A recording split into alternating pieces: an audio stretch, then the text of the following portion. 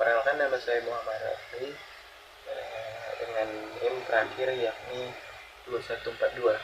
Saya di sini akan menjelaskan materi yang berjudul Sejarah Bahasa Indonesia.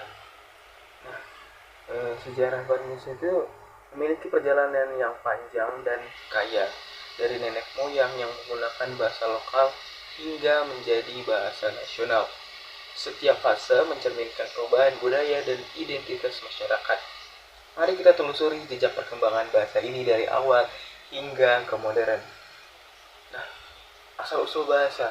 Dan sebenarnya dari mana sih asal-usul bahasa itu? Terutama bahasa Indonesia ya. Bahasa Indonesia itu berasal dari bahasa Austronesia yang digunakan oleh nenek moyang kita dalam perjalanan sejarah.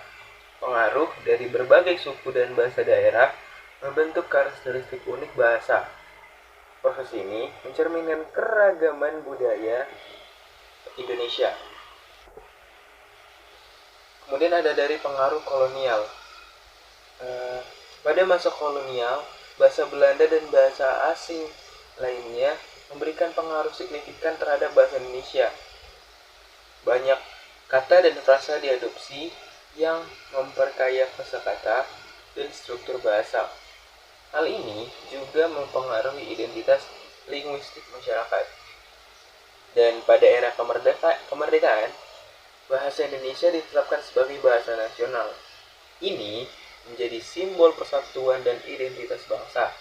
Upaya untuk memperluas penggunaan bahasa ini di berbagai sektor, termasuk pendidikan dan pemerintahan, sangat penting untuk memperkuat kehadirannya. Era modern dan globalisasi. Di era modern, bahasa Indonesia mengalami transformasi akibat pengaruh globalisasi. Munculnya teknologi dan media sosial membawa istilah baru dan gaya komunikasi yang berbeda. Bahasa ini terus beradaptasi sambil tetap mempertahankan akar budayanya. Kesimpulan dari materi yang saya paparkan ini ialah perkembangan bahasa Indonesia adalah cerminan dari perubahan sosial dan budaya yang terjadi di masyarakat, dari nenek moyang hingga era modern.